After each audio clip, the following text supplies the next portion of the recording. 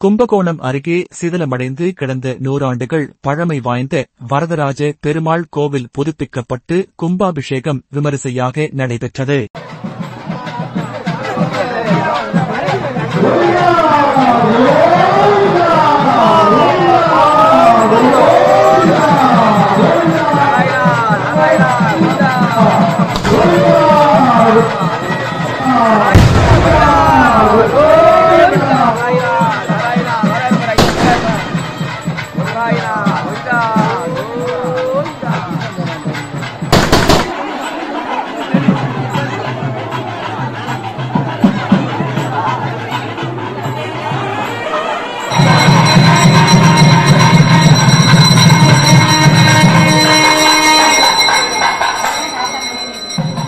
தஞ்சை மாவட்டம் கும்பகோணம் அடுத்த தண்டாந்தோட்டம் கிராமத்தில் ஸ்ரீதேவி பூதேவி சமேத ஸ்ரீயாதிமூல பெருமாள் என்கிற ஸ்ரீ வரதராஜ பெருமாள் கோவில் பிரசித்தி பெற்று வருகிறது.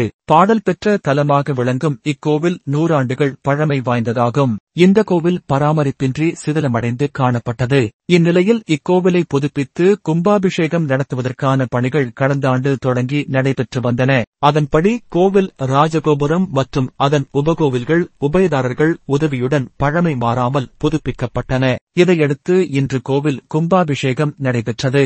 முன்னதாக கடந்த 29ஆம் தேதி ஸ்ரீ சுதர்சன லட்சுமி ஹோமம் மற்றும் பூர்ணாஹூதி சங்கல்பத்துடன் யாகசாலை பூஜைகள் தொடங்கி நடைபெற்றன. இன்று காலை 4ஆம் கால யாகசாலை பூஜைகள் நிறைவுற்று சுப்ரபாத ஹோமம், பூர்ணாஹூதி யாத்ராதானம் நடத்தப்பட்டு புனித தீர்த்தங்கள் அடங்கிய கடம்புறப்பாடு நடைபெற்றது. தொடர்ந்து ஊர்வலமாக கொண்டு வரப்பட்ட புனித நீர் விமான கோபுர கலசத்தில் ஊற்றப்பட்டு மகா கும்பாபிஷேகம் நடைபெற்றது. இதையடுத்து ஸ்ரீதேவி பூதேவி சமேத ஸ்ரீவரதராஜ பெருமாளுக்கு சிறப்பு அலங்காரம் செய்விக்கப்பட்டு தீபாராதனை காண்பிக்கப்பட்டது. கும்பாபிஷேக விழாவில் ஆயிரக்கணக்கான பக்தர்கள் கலந்து கொண்டு சாமி தரிசனம் செய்தனர்.